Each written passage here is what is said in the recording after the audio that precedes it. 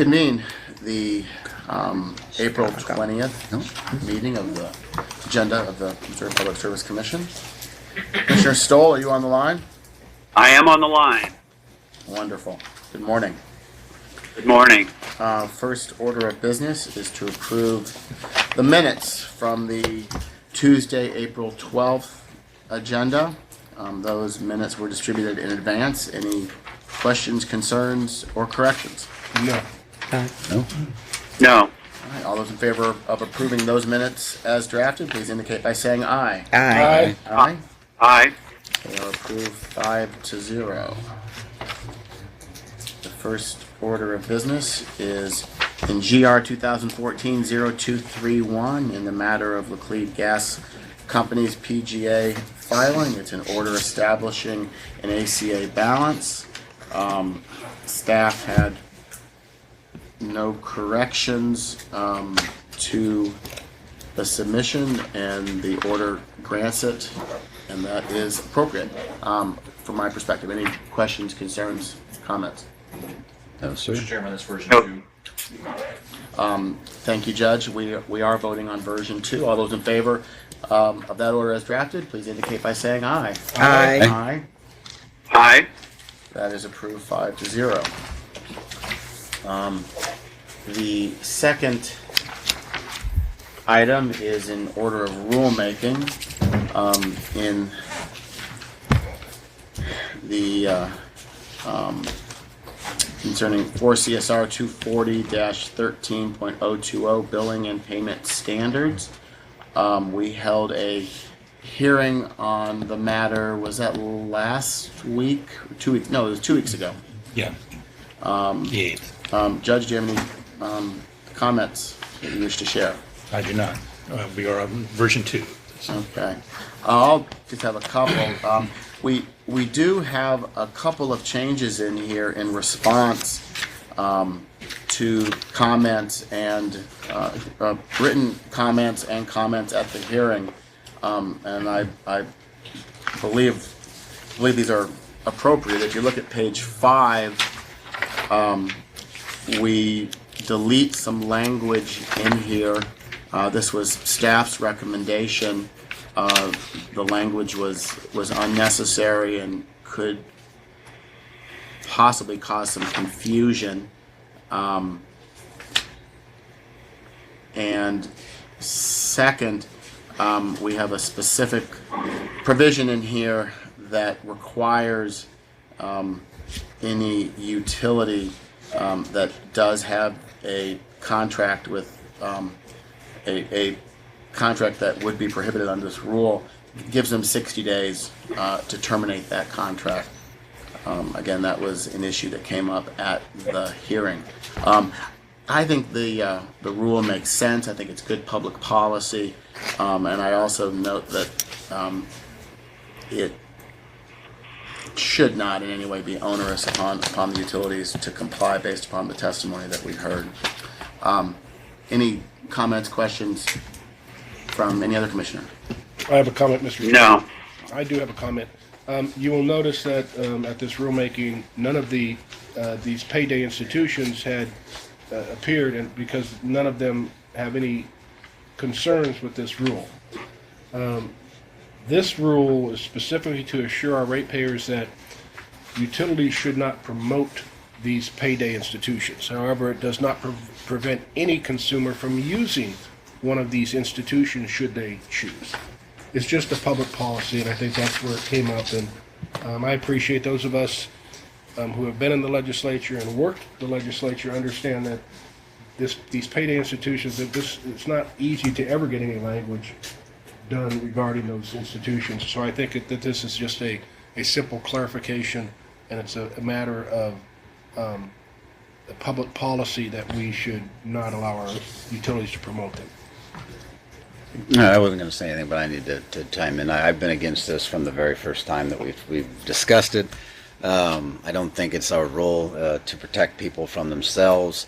Did they have the opportunity to make a payment in various different places? I have not seen any of our utilities promoting any payday institutions, much like I don't see Schnucks promoting Rug Doctor to go in and if I rent a little machine, or if they promote Western Union. It's simply just a convenience, and I think that the rule is, it's well drafted and everybody put a lot of work into it. Just wanted to voice my continued opposition to the whole premise. Commissioner Coleman? Well, I'm too afraid to say anything now that Commissioner Roop has spoken, so Don't let that scare you. I have no comment.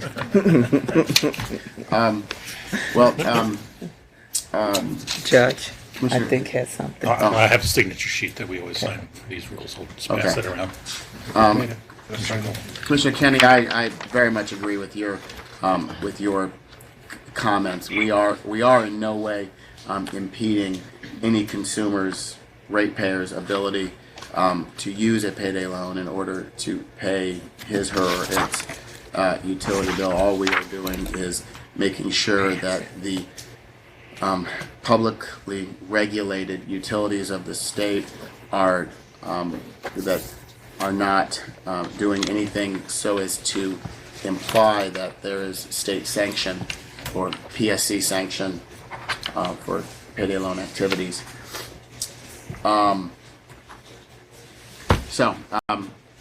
Having said that, Judge, we need to vote on this, is that correct? Yes.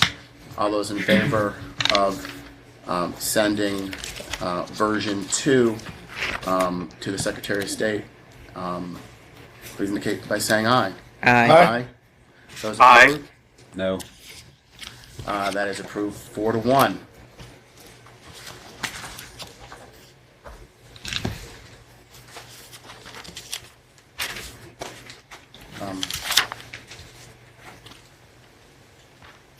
Commissioner Roop, Judge, if Commissioner Roop is signing this, is he indicating his support for it? No. He's not, okay. I recognize that I lose many times, but I still want to be a team player. Special. Moving on to the next item of business is WC 2016-0132, Cody's Cabins versus Branson Cedars Resort. This was a complaint case filed by Cody's Cabins alleging that Branson Cedars incorrectly charged them for certain services. There is a agreement amongst the parties that all have signed off on that makes eminent sense, and I support it. Any questions, concerns, comments from any other commissioner? No. All those in favor of approving this order as drafted, please indicate by saying aye. Aye. Aye. That is approved 5-0. Moving on to case discussion. We have the Cleed MG Iskris hearing set for April 26th. Judge Burton? Anything to add to your memo? No, Chairman, just that the direct testimony has been filed late on Monday, and rebuttal will be filed tomorrow. Once that has been submitted, I'll provide an additional summary for the commissioners. Is it your sense at this point that there are any factual issues in dispute, or is this just another relitigation of a legal issue that we resolved in the company's favor last November? I believe it's the same legal issue, coming down to whether or not Laclede and MGE are authorized to do what's been categorized as a true-up and include fees and projects from January and February that were submitted with their February 1st application. The Office of Public Counsel has submitted their arguments, and they have one witness that they've presented. That witness has also included some testimony concerning a data request submitted by staff, so I think there's going to be some issues just about whether or not staff does provide prudence reviews and rate cases of the ISTRIS projects. Okay. Our prior order has been appealed? Yes. Is that correct? Where is that now? Do you know? Yes, the Office of Public Counsel, believe it was April 12th or 11th, filed a motion requesting a 30-day continuance to have until May 18th to submit their brief. Laclede has filed a response stating that they don't object. So far, the appellate court has not filed a response, but I would This assume brief they will would due on grant the 18th of April? of April, and so I would believe that that has been postponed till to May 18th. Okay. So. Ballpark, do you know when we could expect a ruling from the Western District? Since briefing hasn't been completed, I would not imagine it would be within the next few months. Thank you. Any other questions or comments from commissioners? Now, Mike, only was to clarify that I had assumed it was this pretty much identical complaint. That's the one we did in November. And that's Or close to it, similar. the similar legal issue? Yeah. Currently, there are 5 witnesses that have been identified. And who were, and one by OPC? Yes. And who were the other 4? You have- One who's the representative for Laclede and MGE Buck, and then 3 representatives from staff to identify. 2 witnesses are separating for, one for MGE's review and one for Laclede. Thank you. Thank you. Mr. Chairman, I believe you skipped over tariff and order number 4. Oh. Yeah. Thank you. I'm gonna pull the ATXI order. There's some additional changes that I think we need to make to version 3, so there will be a version 4. One issue in particular that I think made it into version 3, but I want to make sure that every commissioner has a full and fair opportunity to look at the language, and that concerns the county assents, and we make in the draft order we make a determination that based on Missouri law, the county assents are required in order for the company to build the transmission line, but we acknowledge that we are not the final decider on that issue, and that it's going to go to a court. But I think we need to make clear that whether or not there is a legal requirement for the assent, whether or not we want there to be whether we want that to be a condition or not, as on the CCN. And I think the way we discussed it at agenda a couple weeks ago, 3 weeks ago, I can't remember exactly, we were not going to make it a condition if a court were to determine that the assents were not required. I still believe that to be appropriate, but I want to make sure that every commissioner has an opportunity to read that language and make that and make sure that we're all on the same page there. So pulling that from agenda, and hopefully we can get it back next week. Any comments or concerns from? Yes, that was my understanding too, your description. All right. We have an FAC rulemaking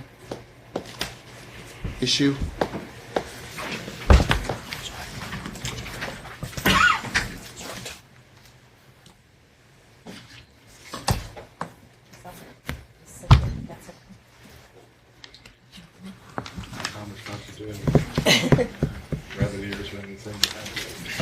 We have been working on the FAC rule revisions for a few years.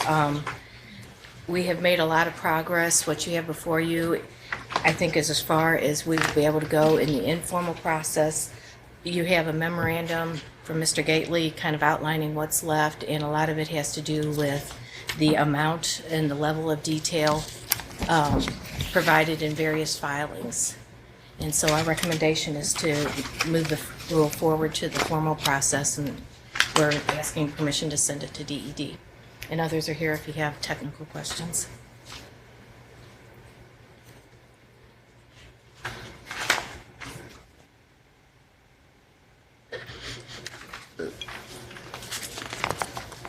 So your recommendation is that we send the draft that's in here to DED for approval and then submission as a proposed rule. Right. Uh-huh. That is the recommendation, even though we've got at least 4 areas where there's still some remaining differences. I guess your hope is that those would be worked out in a after rulemaking hearing, Right. The three of the or during the comment process Right, related there uh-huh. too. 3 of the 4 are issues that I don't think are going to get resolved unless the commission has the hearing process and receives the comments and makes the decision. Okay. The 4th one is more administrative, so I don't think it's really an issue that'll come up.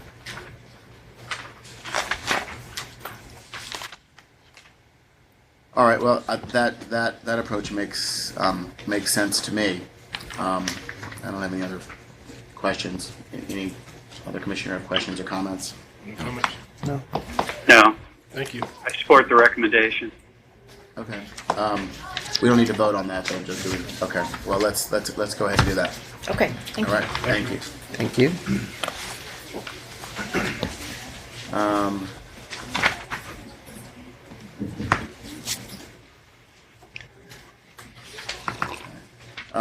Next, we have a net metering release of annual net metering reports. Judge. Yes, this came up last week when I got a phone call from Andelin Harris, the attorney for Renew Missouri. The electric utilities all file these annual reports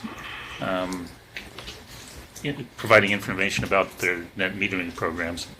I say file, but they're not actually filed. They're submitted to the staff, and they're stored in an area of EFS that's not accessible to the public. Our rule says that the utilities shall make it available to their customers who ask. But since Renew Missouri isn't necessarily a customer of all the utilities, they've had some troubles getting them in the past. And last year they sent a sunshine request to us. And we gave it to them with the consent of the utilities. Thinking in the future it'd be better to make it more accessible to the public simply by putting it on our website.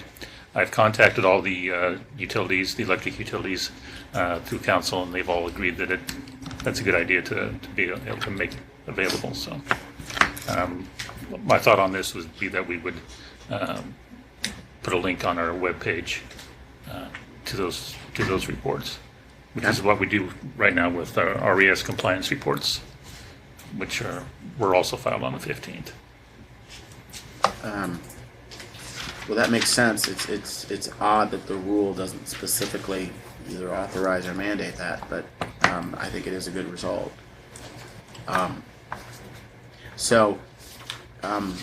We do have a pending sunshine law request, though, so we're No, going we do. It's not been made as a formal sunshine I request. It was just a phone understand. call. Oh, okay. But it would be helpful if you went ahead and voted to do that. There would no question about the 386, 480. So it's similar to a sunshine request. So is that going to be a continuing authorization going forward, or are we going to have to do this each time we? I would suggest it be a continuing authorization so that each year on the April 15th, these reports are filed. So just in the future, we'll just put them on the webpage. Sounds good. All right, I support the recommendation. Any other commissioner have comment or question? Do you want to take a vote? All those in favor of approving that recommendation, please indicate by saying aye. Aye. Aye. Aye. And that is approved 5-0. Okay. Thank you. Okay. Next, we have a presentation from Laclede Gas, modernizing gas supply for our customers. All right, please come forward and. Mr. Chairman, I'm going to go ahead and sign off now, and I will see you next week. Sounds good, Commissioner. Thank you. Okay. Thank you. Ms. Itterwood, Good morning. good morning. Morning. Let me introduce everyone here, if you don't mind. My name is Rick Zucker. I'm Associate General Counsel with Laclede. And we want to thank the Commission for having us, letting us make this presentation. And here with us is Suzanne Sitherwood to my right, our President and there goes Commissioner Stoll. No, we won't take offense to that. Suzanne's our President and Chief Executive Officer. To my left is Mike Geiselhart. He is Senior Vice President, Strategic Planning and Corporate Development. We also have in the room Craig Dowdy, who is our Senior Vice President, External Affairs, Marketing and Communications, and Eric Lobser, Vice President of Rates and Regulatory Affairs. And if I could start the presentation.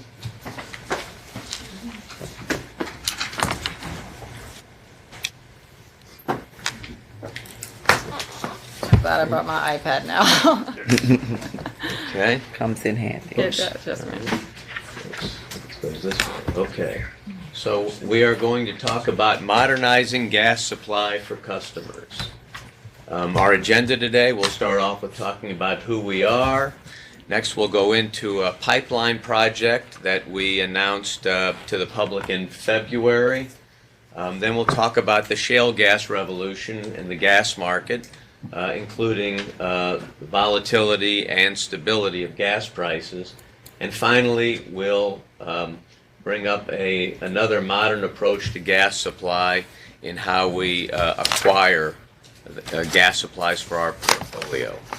So without further ado, let me introduce again our President and Chief Executive Officer, Suzanne Sitherwood. Thank you Suzanne? again. Thank you, Commissioners, for seeing us today. I know you have a very busy schedule.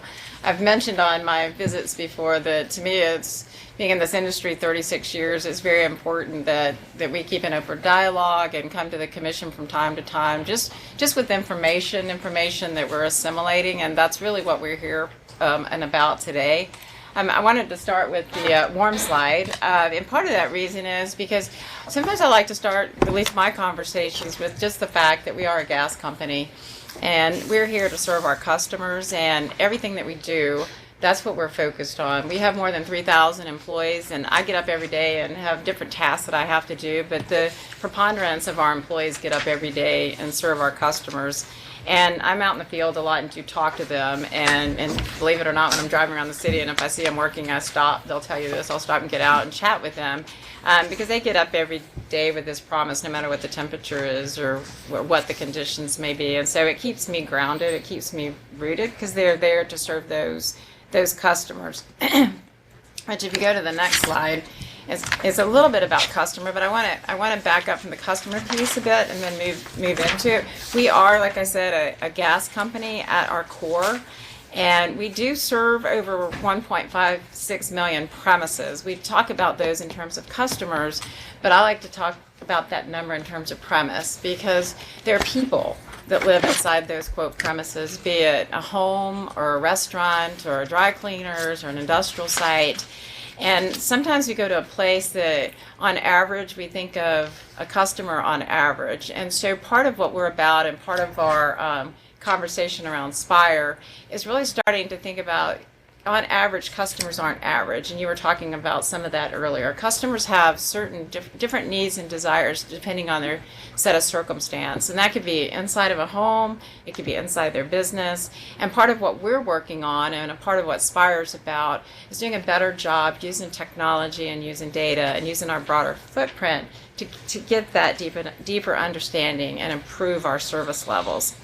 So when I started here 4 years ago, and most of you know my background, so I'm not going to make you slog through that again. But when I started here 4 years ago, the company was, in essence, a much smaller company. It was $900 million on an enterprise value basis, and today you can see it's $5.1 billion. So those are interesting numbers, but the real point of that is we charted a path to grow the company, and not growth for growth's sake. Moving from that enterprise value to a larger enterprise value really is more enabling for us. One thing it helped with, if we stayed the smallest in the sector, which we were when we arrived, it's very difficult to attract capital. We only had 10 million shares, or excuse me, where we are today with 10 million shares versus today over 43 million shares. It was the ability to attract capital. And attracting that capital, we've got a very different investor group today than we had when we arrived. And that's important because it supports our growth strategy of acquiring other gas companies, which bring value, and I can talk some about that. Also, organically growing these gas companies and retaining the customers that we have, as well as when there's new subdivisions or businesses that we can be there to serve them. Also, expanding into emerging technologies and investment in infrastructure. We talked a little bit about pipeline replacement earlier. It takes capital to make those investments in infrastructure, and you're very familiar about the pipeline replacement program and how we've ramped up that spend here on the east side of the state, and then after the MGE transaction on the west side of the state, and we're doing the same in Alabama. So that growth in terms of shares and enterprise value is the ability to attract capital to make those investments in infrastructure. And you see too that our customers, 92% of them are residential, so that's just mom and dad and kids at home, but that doesn't mean also that we ignore the commercial or industrial sector, because most of the volume, most of the throughput going through the system, the pipes themselves upstream, are to serve those larger customers in terms of design. So moving on then to modernizing our gas asset. Everything I just sort of talked about was a bit of a frame up about the gas company and the gas company business. But there's a lot that goes on before the gas gets to our system, either in St. Louis or Joplin or other areas. There's a lot at the exploration area, the storage facilities, and the interstate pipeline. So when we talk about our gas assets or our gas supply assets, that's the broader term for everything that's upstream, be it, again, gas supply, the commodity itself, the transportation, and the storage. Typically in my industry, we're not vertically integrated like you see on the electric side, which is power generation, transmission, and then retail distribution. Ours upstream, generally, historically, for the most part, has not been vertically integrated. And so that exists through contract arrangements, and the purchase gas adjustment is where you see the cost structure for that show up, which is greatly declining to our customers and has been. So if you move to slide 6, as a part of our growth strategy and being a larger gas company, one of the things that we set out to do is some of what you've seen us do, which is, again, ramp up our investment in pipeline replacement. But we've also been studying doing a lot of upstream analysis. Much like our infrastructure in our cities, we're a 150-something-year-old company. We're built some years back, and we're replacing that. We also are looking at through modeling and knowledge and weather data, looking at our existing portfolio, and given the size of the cities and the region or the more rural areas and how the cities have sprawled and those supply points, is that the best portfolio for our customers in terms of reliability as well as cost? So we've been doing a lot of modeling, and we started with the eastern side of the state, and thus part of the reason that we have announced that pipeline that some of you perhaps know about. That pipeline was announced not for a pipeline's sake, but our analysis has shown that coming into the St. Louis region, we don't have access to the Marcellus and the Utica supply. And so to be able to bring it back through the Rex lateral, or the Rex pipeline, and then we need to build a lateral to get that supply to our customers. When our portfolios were originally built, that supply wasn't available. The shale revolution came on after. So how do you, if you need this supply, this low-cost supply that's prolific and it's been there forever, how do you get it into the market? So that incremental pipeline was a piece of that. This modeling and analysis that we've done will also move to the western side of the state. And there'll be perhaps more incremental pieces of pipeline that need to bring that Marcellus gas or that shale gas into our system. So what we thought we would do next is sort of stop there, because the shale gas, or me stop there, the shale gas revolution, if you don't mind us calling it that, is just that. And so I thought I'd ask Mike to spend a little time of just going through market fundamentals, and that's really where we wanted to go today, with no particular punchlines, just more of a informative piece. So feel free to ask any questions if you so desire as Mike is pulling through some slides here. Thanks, Suzanne, and thank you very much for the time this morning. Appreciate being here. As Suzanne mentioned, it's really been a dramatic change in our industry. I've actually only been in the industry for a little under 10 years, but kind of looked at it from afar before then. And certainly after I arrived, even when I got here, it was a much tighter market. And the term tight meaning, there's not a lot of supply availability or flexibility in supply. And therefore, you have a much higher volatility and uncertainty around where prices are going to move in the intermediate term and in the short term as well. And there was a lot of talk about, you've heard about peak oil, right? I mean, that term never really got used on the gas side, but there was still a similar sense that we were going to run out of gas at some point. We were importing a lot of gas at that point from Canada, which has diminished greatly in recent years. And we built a lot of import terminals, LNG import terminals, in the early part of the last decade, completed later in the decade. And the whole thought was we would need to import gas into the domestic economy here, that we weren't going to have enough gas really to meet the existing demand, let alone support any growth in demand in the future. Well, for quite a number of years, starting in Texas in the early 2000s, a guy by the name of George Mitchell started to really play with technologies that had existed really for 20 years at that point. And those technologies, the key technology, was really horizontal drilling. Most wells, and this is really kind of the fundamental change in the industry, there's something called source rock, where all the hydrocarbon material originated hundreds of millions of years ago, and that tends to be very spread out. But what happens over time is that both oil and gas kind of cooked based on temperature and pressure and sort of rose up through different layers of earth and tended to pool when they hit sort of a cap rock, right? And so where you had a lot of oil and gas pooling, those became what were known as conventional reserves, right? And think of it kind of like a puddle forming, if you will. And so back in the earlier generations of the exploration and production industry, there was a big emphasis on the E part, exploration, right? It's finding where those really small little puddles were that had kind of sourced up from a much broader geography to form these pools of resources, both gas and oil. And so the trick was to find where they were and then drill a vertical well, basically a straw, down into that pool. Now, once you found that resource and you had a, quote, good well, they produced exceptionally well, right? But the problem was you might drill, 8 or 9 wells in a row and not hit that pool because they were very small and hard to target, especially with the seismic technology of the day. So what's really transformed the industry is now it's not really about exploring and finding those conventional pools of reserves anymore. It's about tapping into that much broader geography of the source rock itself. So you're actually drilling down, in most cases deeper, right, into that same resource that bubbled up into the conventional resources in years past, right? So it's really, as a result, not been about finding a narrow little pool or of conventional resources and drilling a vertical well into it.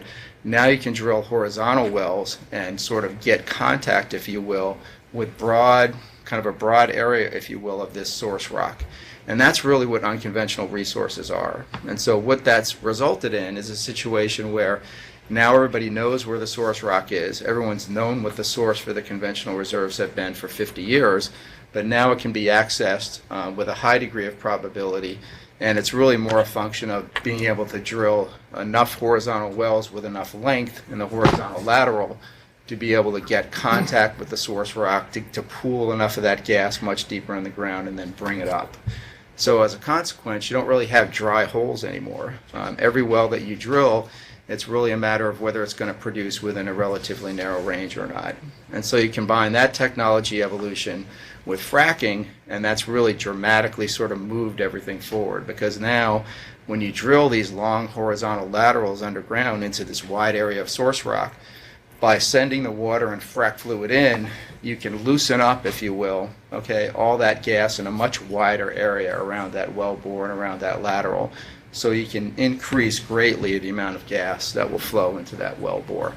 So what we have now is situations where, we have very prolific wells, and it's not just in the Marcellus, but in a number of the unconventional plays, where they're now producing 3, 4, sometimes 10 times as much gas as they used to produce even 5 to 10 years ago in terms of these unconventional wells. So what that technology has done, the combination of horizontal drilling and fracking, it's created not just huge amounts of gas today at relatively low cost, but it's really fundamentally changed how we think about the amount of resource that can be captured in the future at low cost. So turning to the slides here, and I won't touch on them in very much detail, but you can see on slide 8 that the shale gas and tight gas are both unconventional forms of resources. So the green and that orange color are essentially both unconventional. So you can see what a large percent of not just current production, but near-term future production that they will comprise. And then if you look over on the right, that is strictly shale, so that's all unconventional resource, and you can see the pace at which it's growing on the right. So what you have now is probably as recently as 8 or 9 years ago, the majority of gas produced was coming from conventional resources. Today that's flipped, and now you have a significant majority coming from unconventional resources today and growing into the future. So will that trend on the shale gas, looking at that first slide, will that continue going up past 2040? Do you project? It will, as a function of demand, and I'll talk in a minute that really, the market has gone from, I would say as recently as 5 to 7 years ago, still in a sense sort of supply constricted, right? So the overall size of the market in terms of consumption year in and year out was more so a function of how much supply was available at a reasonable cost. Now it's kind of flipped. Now I think everyone is convinced that there's abundant supply at reasonable cost available, and now we're kind of waiting for demand to catch up, right? Whether it's industrial demand, whether it's export demand, and in some senses even power demand. There needs to be a sense that the gas will be available in large quantities at a low cost long term, and then I think eventually people will make decisions whether they're petrochemical plants or any other kind of plant that uses gas as a feedstock. They need to make long-term plant decisions when they have assurance that there's going to be large supply into the future at low cost. Then they'll shift to that feedstock or that fuel. Same thing with power generation. Now a lot more decisions are being confidently made to build gas power plants because there's much more of a sense that the supply will be there. So gradually demand is catching up. You're also seeing demand growing in terms of exports to Mexico. That's a significant piece of demand moving forward, as well as demand for new applications like vehicle fueling. So demand will catch up, and so to your point, as it does, it will continue to grow. Isn't delivery one of the main setbacks right now? Being able to deliver that? Yes, infrastructure is another kind of gating factor, if you will. That's especially exports, because we get them. I know we're trying to some of our existing import plants to convert them to export plants. Yes, and 2 now have full approval, and 1 is actually shipping cargoes out of the country. So that will happen as well. But you're right. Whether it's export terminals or whether it's interstate pipeline infrastructure, there's a certain period in which that needs to catch up. Right, and so, but over time, I think everybody believes that as demand continues to grow, infrastructure will be there to support that growth in demand. So speaking of infrastructure, if you go to the next slide, slide 9, this is just really trying to portray what is a very fundamental shift in flows in the U.S. In the past, we had a lot of sources, both offshore Gulf, near onshore Gulf, as well as kind of Texas and what's known as the mid-continent. And a lot of that gas tended to funnel in the northeast direction, kind of from the Gulf Coast up to the northeast and the upper Midwest, which are great, obviously great demand areas. And what you have now with the Marcellus and the Utica, which are the largest in terms of geography, unconventional plays in the world, and they sit mostly on top of each other, the Marcellus and the Utica. They're both so economic, so low cost to produce, and so prolific that the Northeast is now, instead of becoming a net import region in the U.S., has become a net export region already. So that gas needs to move out of the Northeast and find other markets in the U.S. So what you've seen is a lot of reversals of traditional pipeline flows from the Gulf to the Northeast have been reversing from the Northeast south to the Gulf and then west to the mid-continent and ultimately west, I think, to the West Coast. So moving to the next slide, slide 10, that kind of ribboned sort of section, if you will, of these bars reflects very recent upward revisions in the long-term reserve estimates. And if you look to the very right, that's 2,500 TCF. That's basically about roughly 90 years worth of supply. And I've seen other estimates that take that almost 1,000 TCF higher than that. So let's call it 2,500 to sort of 3,300-ish TCF in terms of reserves, clearly over 100 years at current demand levels. And that really is the big fundamental change that I talked about earlier, because if you think about the large volume consumers of natural gas, they tend to be power consumption and industrial use and then export. And all of those require major infrastructure decisions, going back to your point earlier. And so there needed to be more of a sense and more of a proof over a period of time that those reserves were going to be there in quantities long term and at prices that were economical long term. And once that's the case, the demand will get there and the infrastructure will be built to drive that demand. And so what that means is, as we sit here from a planning perspective and try to think long term, how do we best do our job and manage prices for customers longer term, we feel like we need to plan ahead for what we will think will be a gradual increase in prices. Not a dramatic increase in price, but a very gradual increase in price as the market very slowly starts to tighten as some of these longer term demand sources come on stream. So we think it would be imprudent of us to kind of get complacent now and sit here in what is now a very loose market with low prices and really responsive supply, right? Every time it seems like prices might be going up, a bunch of wells come online and supply responds very aggressively. It would be easy to be complacent in that environment and say, well, we're just going to have low prices and low volatility for as far as the eye can see, and we'll just sit here and enjoy that, but we don't believe that's the long term. So the current low prices, you believe, are largely a function of supply. It's not a function of reduced input costs as well.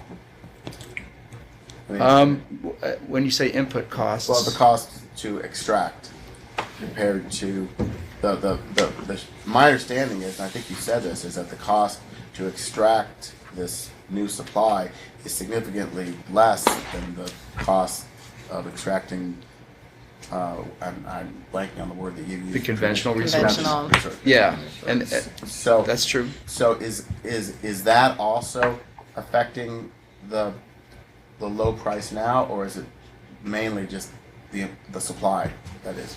Yeah, well, the two really go hand in hand, right? I mean, if you compare unconventional versus conventional, you got to look at it kind of over an entire field, let's say. And with a conventional resource, the reason the costs were higher is because you had either so many actual dry wells that you drilled that didn't produce anything, or that produced at really low levels. And so your average cost, across say a 50 well portfolio, would have been much higher in the old world, in the traditional reserve world. Now, with unconventional reserves, you don't have that exploration risk or that dry hole risk. So you have what is essentially a more uniform, wider area across your field that all holds these reserves in so-called source rock. And so within a pretty narrow range that each well that you drill will produce a certain amount of gas. And so then you can really focus on the so-called manufacturing process and try and really refine, which is happening a lot and happens every time a new producer enters a new area. You can really refine, your well design, how you design really the frac stages and all the other techniques that can cause you to really manage your cost, but more so increase the volumes you can get for a certain amount of cost. Yeah, I'm just trying to understand what is the larger contributor to the current lower price, input costs versus supply. And it sounds like they're both contributing, but they are, And it's mostly supply. Okay. I mean, yeah, the sort of that fixed cost that Mike's talking about, it's there, it exists in the price, the unit cost, but it's the abundance of supply, the unconventional gas, the volumes of it, the ability to extract. So it's the supply, and then it's the responsiveness of the supply. So you were correct on that. And then to Mike's point, then how much demand will come on over time? Speed of economy recovery, manufacturing, power generation conversions, those sorts of things, fuel for vehicles, some of these items that are itemized on 11.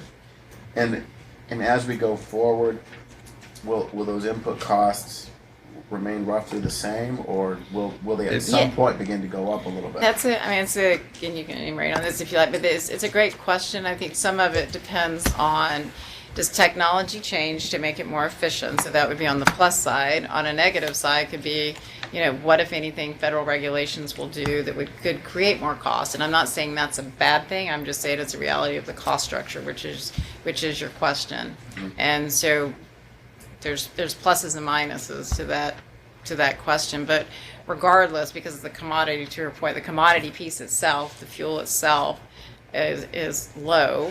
Relative to historical price, that even against that backdrop, unless it was to tighten fast, which Mike's earlier comment, we don't necessarily see that. We think it'll be a gradual incline in the cost. So now is the time to have these evaluations for this state, and we have the responsibility for Alabama to make sure that we're looking at these resources and saying, is there value from an economic development perspective to bring businesses here because you have diversity of transportation and diversity of supply, some of these lower cost resources for supply into the state.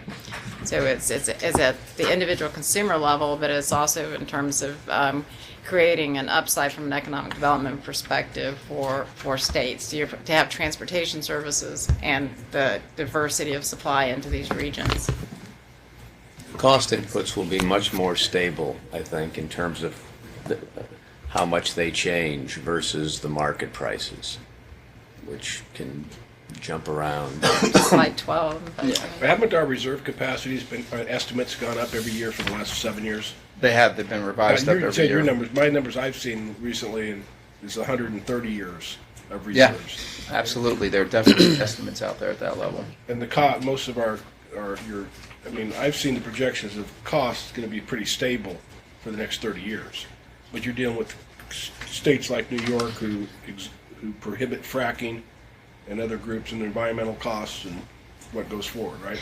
Yeah, we have another slide that's not in the deck that shows every sort of estimate, if you will, because there's so many different sources that, and we actually produced a slide one time and lined them all up to see what that was telling us. But generally, there's the same story, just a different range in the math. Yeah, more than adequate supply moving in the future. Costs have been trending down. It varies by play. As the plays are newer, there's more of an opportunity to kind of squeeze the cost curve down as people get smarter about, in particular, well design and really well completion. Sort of drilling the vertical part of the bore is one thing, but really the magic is, how long do you make the lateral? Where do you place the lateral? How many stages do you frack it in? And those are the kinds of things, along with proppants and other parts of the technology, that as you get smarter, each play is a little different. You can really start to squeeze those costs down. But what you find is once a particular producer has been in an area for a while and they've drilled enough wells, they pretty much find the secret sauce for that particular area, and their costs come down to a level, and then it becomes kind of sticky to push the cost much lower. But to your point, they can maintain the cost typically at that low level. Isn't one of the big problems right now is capture? Is that they're losing so much in burn off and so much of a supply that escapes, they can't capture it because they're doing so much? That's more the associated gas that's produced in wells that have been primarily drilled to recover oil. So that's clearly an issue, say, in the Bakken play. But it's not a problem It depends on the play. Some plays are really pretty much pure oil plays, and they don't have much associated gas that comes up at all. And then other plays are so-called dry plays, and there really isn't any loss of gas because the well is being drilled to capture gas, and all the gas is captured. So just, you can see on slide 9, I mentioned earlier kind of the 3 or 4 major sources in terms of volumetric growth and demand that we see.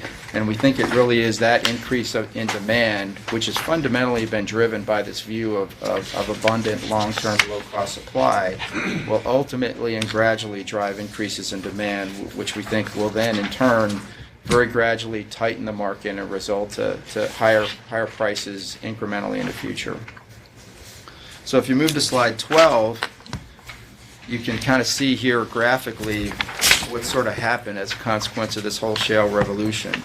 I mentioned earlier, kind of when I joined the industry, sort of in the mid-2000s, we had some pretty good volatility as well as a couple of periods where we had extended high prices. And that goes to that point that I mentioned earlier about what was fundamentally a tight market from a supply standpoint. So when you have a tight market and supply can't respond quickly to increases in demand, you can have fairly spiky demand because it's still a very weather-sensitive load overall when you look in aggregate at demand, right? The industrial piece is not really very weather-sensitive, but a large volume of the demand in the industry is still residential and commercial, which tends to be very weather-sensitive. So you can have some real high prices in the winter, and a much higher what's called seasonal spread existed back in this time period, where you would have the difference between winter gas prices and summer gas prices, for the longest period of time were between $1.20 and $1.50, very routinely. So what's also happened with the shale revolution is that so-called seasonal spread has really been compressed.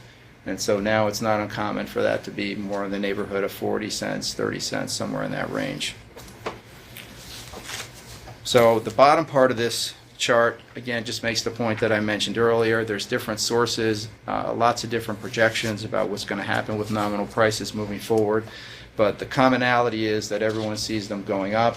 They're not going up because of a shortness of supply at all or because of an increase in the cost of that supply. There's not going to be net an increase in those input costs, but that's really a demand-driven increase in price over time, in our view. And I think that's a pretty widely shared view in terms of the experts that we've employed in helping us look at all this. That could be counterbalanced by increasing supply, though, correct? Well, again, yeah, I think that, yes. I don't think there's going to be a situation where the market, and I don't think anyone is saying the market's going to go back to where it had been in the last decade and a half, where you see prices, in the $7, $8 range, right? And then even higher than that when you hit spike periods.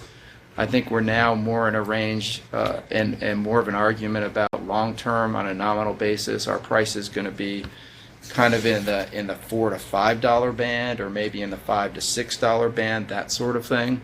And then, obviously as you move out over time, since these aren't inflation-adjusted numbers, you're seeing just the impact of inflation in these numbers over time. But in real terms, that's really the range that people talk about over the next 10 to 20 years. Is which of those bands you're in, and some people will tell you, oh, it's a 450 to 550 band. So it's a much more modest band of real price increase, which I think is very consistent with what you said. But as we look at it, that still results in big numbers, right? So I mean, if we can do something to shave even 50 cents, right, an MMBTU off of our costs, and do that on a long-term sustained basis, given the large volumes of gas that we acquire on behalf of customers, that's still significant dollars. So moving to slide 13, just to kind of wrap this up, again, our view is obviously gas prices have historically been very difficult to predict. We've had periods of very high volatility. I think moving forward, there's a better ability, relatively speaking, to predict the absolute level of gas prices, and I think most people can see a narrower band of volatility moving forward. But that doesn't mean that we can predict future prices with precision, or that there won't still be volatility, because We can't predict them with precision, and there will still be volatility.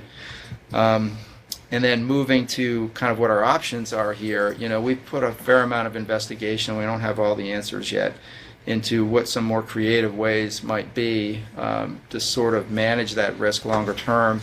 The problem that you run into is the ability to hedge long term is not very practical. I mean, the market really is liquid in terms of financial hedges, really only through about 36 months. I mean, not that you can't do hedges, say at 5 years, but it's a very thin market and you can't do large volumes of hedging out that far.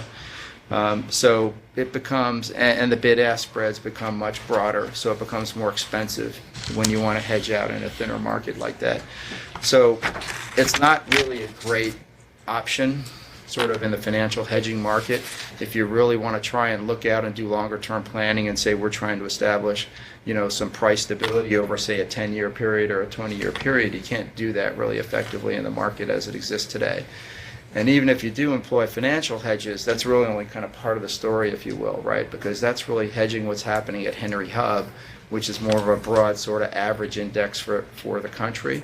But you still really are not hedging the locational differences in price, the so-called basis, which oftentimes can be bigger than your NYMEX price differences anyway.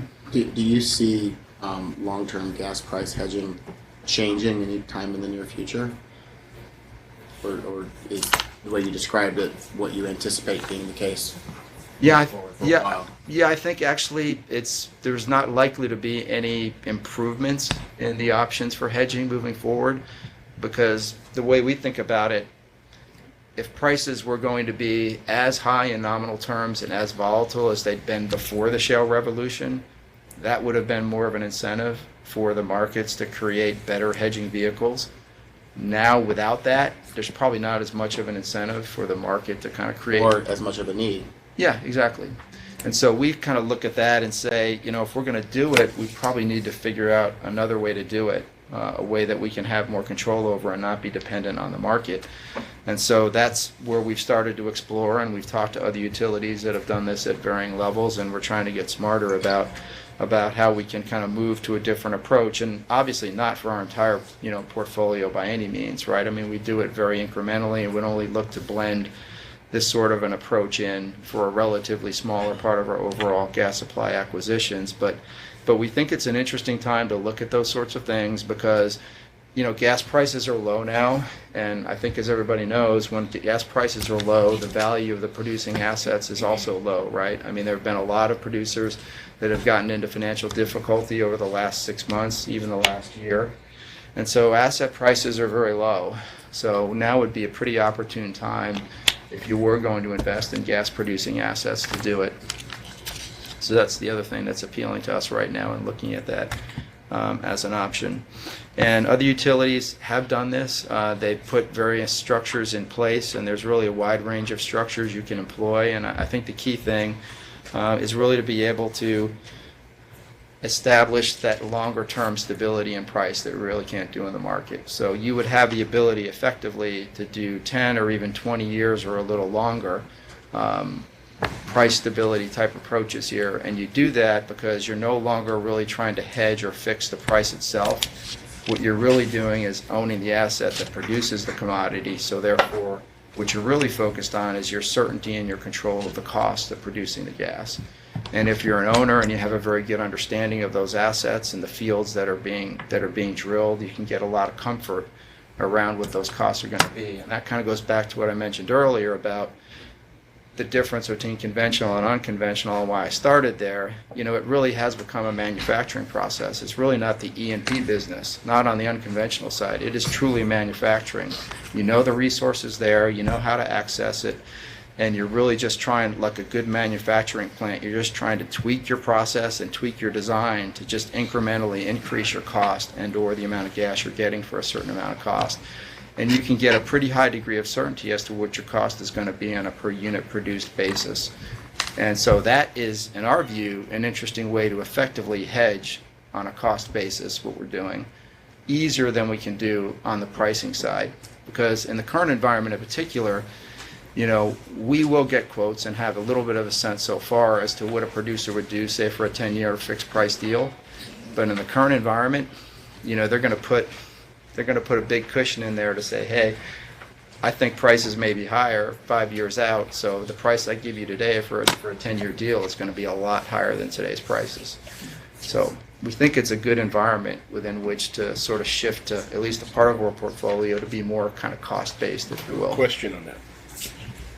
Is that something that Laclede as a company would want to do and its shareholders would be responsible for that? Or is that a regulatory process where you would want to come before the commission and then maybe would we have to grant something like that? Yeah, like Mike said, we're exploring options right now. We've gotten to this point of understanding and understanding market fundamentals and looking at it in the broader context of the portfolio with our goal that's up there in the box.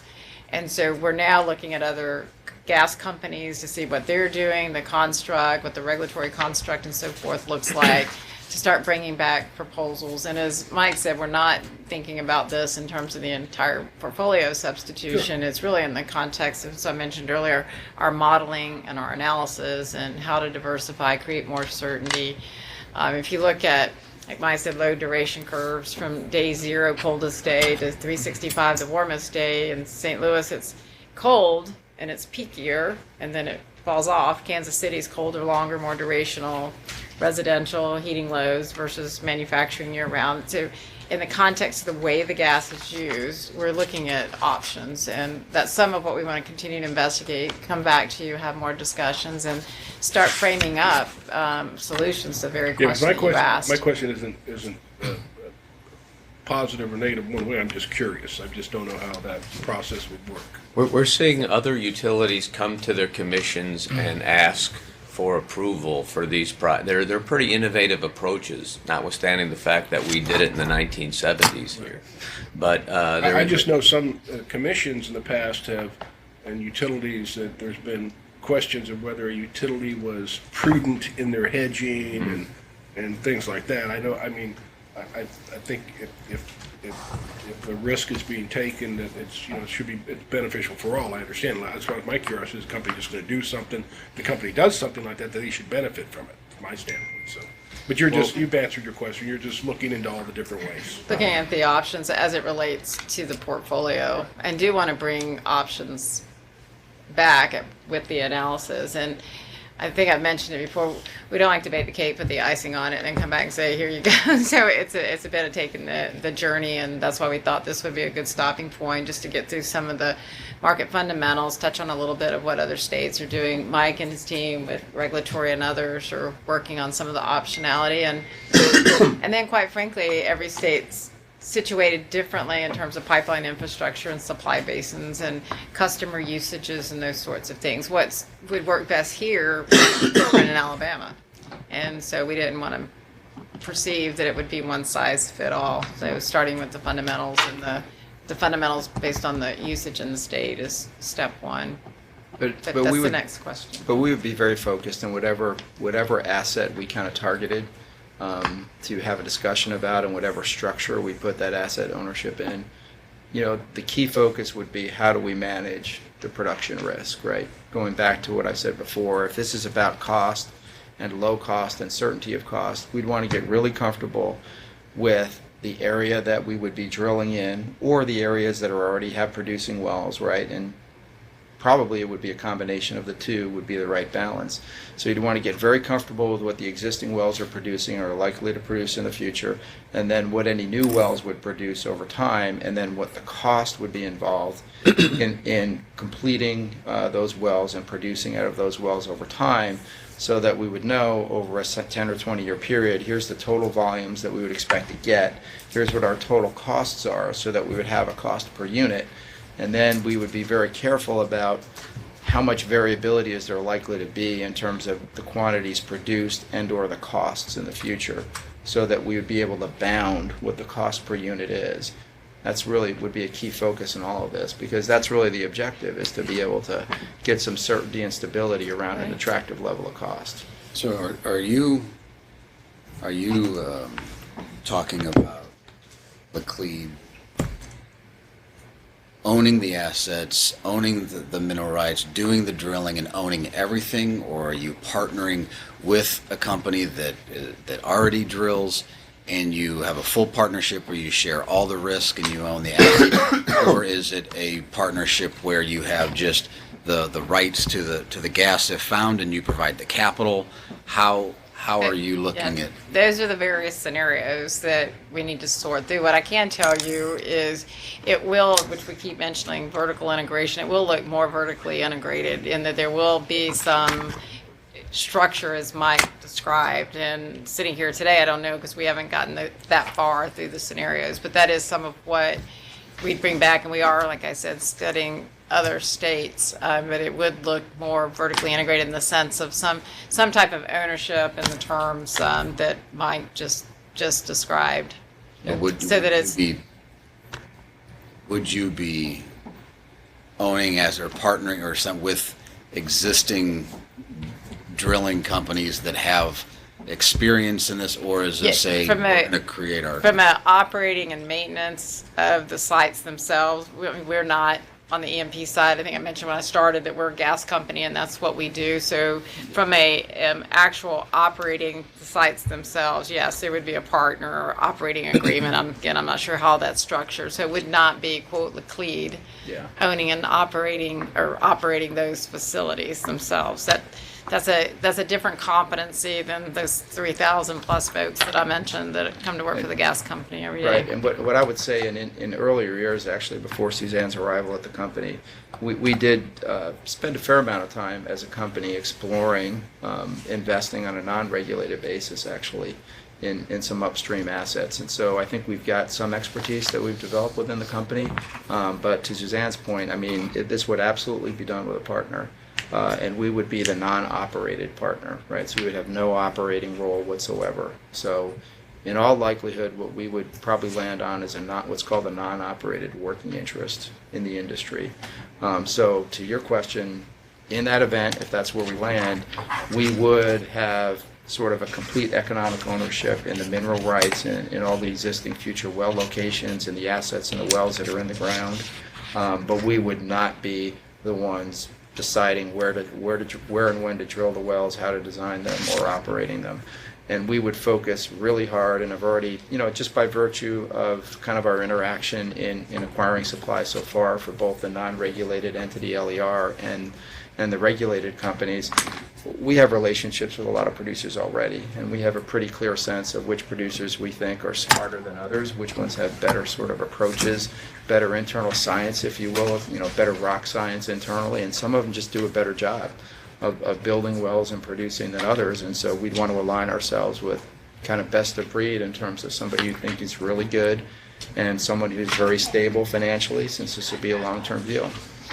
Some of the presentations I've seen is other utilities doing exactly this, and I think this is definitely something everyone's looking at. But one of the concerns that was raised at one of the talks I was at was that even though you have well-producing organizations that know how to drill, their performance varies by the geographic region in which they're in, where you have major players that are dominant here and can extract amount, but in other areas they just are not performing against their peers. And how like I'm assuming you're going to vet whoever it is, and was it this partnership be a partnership that is okay, we're going to do X number of drilling sites over the next 20 years, and we're going to do that, or will it be a individual site, location, or region partnership as they come? It's, again, we're leaving all options open for now. We've explored a lot of things tentatively already, but I would say something that would fit the best for us right now, our current thinking, it could change, is more of a middle ground approach where we're certainly not involved in all the plays that a particular producer or a partner is involved in. But we would look to participate in what I would call kind of their mid to high grade acreage within their portfolio, right? And then in addition, their more mature positions in their portfolio, right? So we'd want to go to a producer who has clearly demonstrated themselves, to your earlier point, to be one of the strongest producers and producing the best wells or building the best wells in an area. get into that area with that producer and be able to participate in some existing wells that are flowing production currently, and then a drilling program of some size over some time period in a defined acreage position with that producer. But it would be an acreage position that's mature enough that there's a lot of production data, a lot of well data, so that we would have a high degree of certainty around what the cost would be of the production in the future coming out of that area. Now, there's obviously elements of risk to this, however you do that. So walk me through how, if you proceed down this path, you don't realize the monetary benefits, from the investment made. Do you attempt to flow those losses through your purchase gas agreements done onto the customers, or is that something that's borne just by the shareholders? How does that fit into the regulatory structure? You're again sort of way ahead of us, and our goal would never be to pass undue costs through to a PGA or through the customers, but in terms of the structure itself and the way the mechanism works and the legal construct through the PGA and so forth, we're not that far down the path. Like I said, this is more trying to get us to the market fundamentals, some conceptual ideas, and we'd like to answer your question. In fact, that's some of what we'd like to come do a little bit more homework, come back to you, but we didn't want to come here with this, and then, oh, by the way, here's the answer we're thinking about. We'd rather come and go through some of the fundamentals and then come back with some solutions and some of the scenarios that we've looked at and why we think this is the best solution for the east side of the state, and maybe a different solution for the west side of the state, just depending again on where the supply basins are and transportation opportunities and how that current portfolio looks. That's some of the next body of work to be done, quite frankly. Conceptually, we would look to minimize risk. We're not interested in loading a lot of risk on our customers or on ourselves. Yeah. So we're looking for a win here and do it as simply as possible. But you've raised a lot of the key issues that we want to, as we work through them, come back and talk to you about. We had a preliminary discussion with staff. We really want to get with staff more on this. We intend to do that after this meeting, not necessarily today, but in the near future. And staff is the expert, has experts in gas supply, and we want to identify some of these issues that you've raised and get to answers that everyone feels comfortable with. But wherever we end up in terms of wanting to make a proposal, I mean, you can look at some prior examples of what's been done in the industry, and I think what you'd find is companies that I'm thinking of have been very prudent, and the process has been a very rational process whereby you have an asset package, you have a proposal in front of you, you know what the proposed costs are, you know what the proposed area is that's going to comprise the future deal, and you do a lot of reservoir engineering. You hire experts to tell you what that rock is going to produce over time. You hire experts that will tell you what it's going to cost to drill and complete those wells. And so you do a lot of due diligence around the whole cost element and have to get comfortable with what those costs are going to be on average over time. And then in the end, we would always compare that against, we're going to have a degree of uncertainty about what our future costs are anyway, right? I mean, that's why we engage in a hedging program.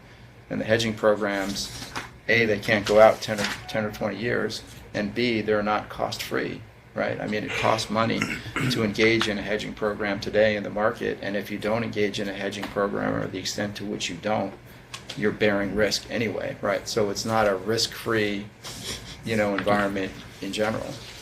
Now, in your preliminary looking at this, do you anticipate needing any type of legislative approval for these types of construct, or is that something that you believe already sits in the PSC? I'll Yeah, get I the think- lawyers for that. Well, we think it already sits in the That's what I PSC, think. especially since it's been done before.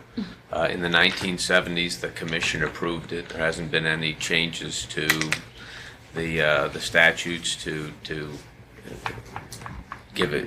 create a different answer to that.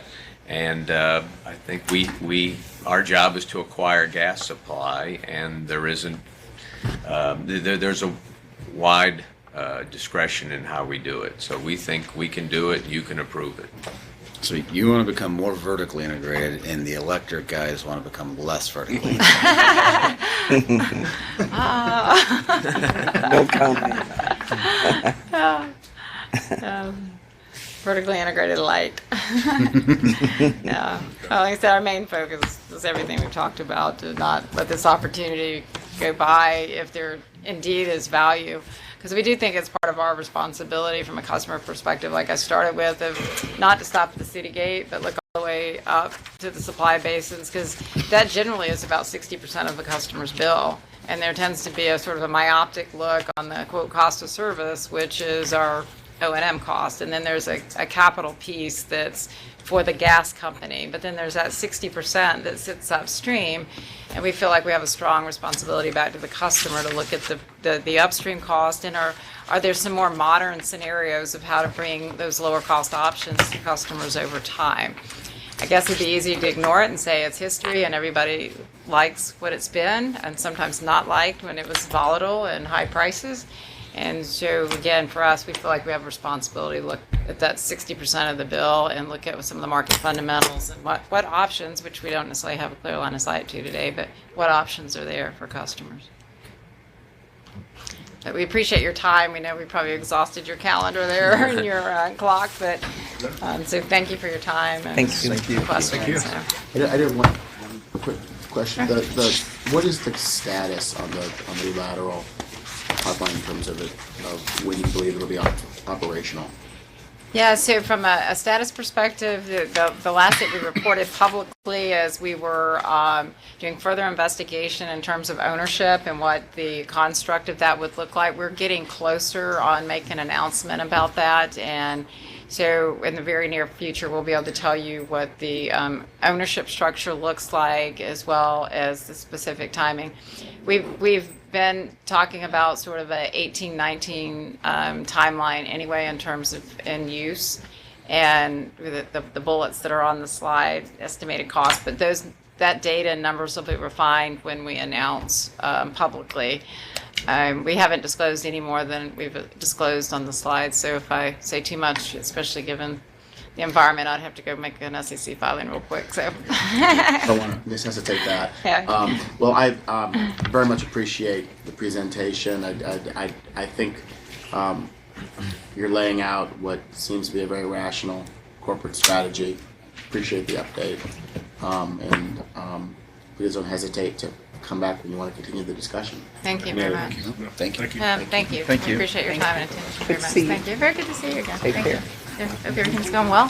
Yes. I'm sure it is. Thank trying to make it go well. It's a lot, isn't it? Yeah.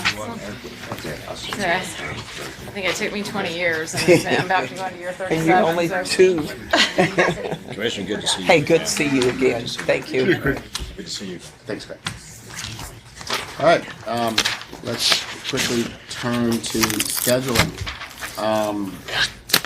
We have hearing scheduled for next Tuesday on ISRIS. And then Wednesday, the 27th agenda. The following Wednesday, we have agenda scheduled at 1 o'clock on May 4th, and we are still, I guess at this point, tentatively planning on a MISO presentation on that date. There are some potential scheduling issues there On the 4th. on the 4th. May the 4th be with you. Wednesday, May 11th, we have agenda scheduled at 1 p.m. And then we have a rulemaking hearing scheduled for Thursday, May 12th. Any other business coming before the commission? Seeing none, we are adjourned. We have USB. USB in about 5 minutes. USB. USB.